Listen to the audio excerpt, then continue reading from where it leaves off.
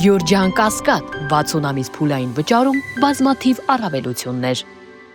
Պարոն Վարդանյան, քիչ հետո շարժվելու եք դեպի մարզահամերգային համալիր, որտեղ Ադրբեջանի նախագահ Իլհամ Ալիևի տեսակապով ելույթը հնչեց եւ ավարտին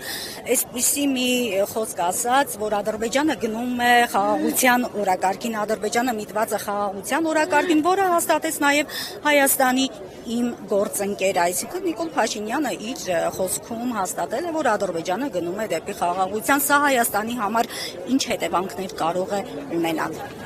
Նախ չկա որևէ բան, որ Ալիևը ասի եւ մերես բանը չկրկնի։ Ակնհայտ է, որ Ադրբեջանը հիմա ունի Հայաստանում իր դրածոյին, իր ենթակային,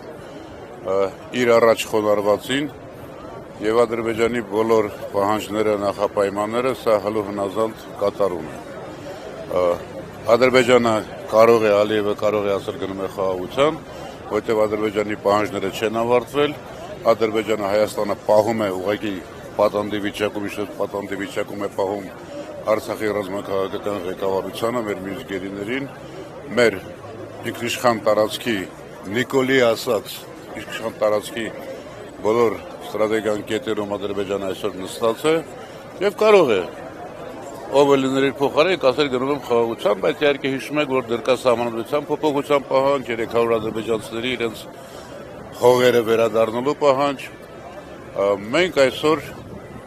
ինչ որ առումով օկուպացիայի մեջ ենք։ Օկուպացիայի մեջ ենք նաեւ այսօրվա վաղվա այս միջոցառումներով, որովհետեւ եվրոպական այս լիդերների ներկայությունը Հայաստանում ընդհանրապես մեկ բան է՝ աջակցել Նիկոլին, որը իրականում աջակցում է Ալիևին։ Եթե հիշում եք, եկող տարի Ադրբեջանի դրույթ առաջ նույն միջոցառումը կազմակերպվելու է Ադրբեջանում, հերթական գործարքներ են կնքել, Ալիևը համաձայնվել է, որ այստեղ անցկացվի, որպեսզի Նիկոլը վերարտադրելու շանս ունենա, որը արդեն 0-ի է մոտենում, եւ բնականաբար Նիկոլն էլ աջակցել է, որ հաջորդ տարի նրան գնան Ադրբեջան Ալիևին աջակցելու։ Այս զույգը սինխրոն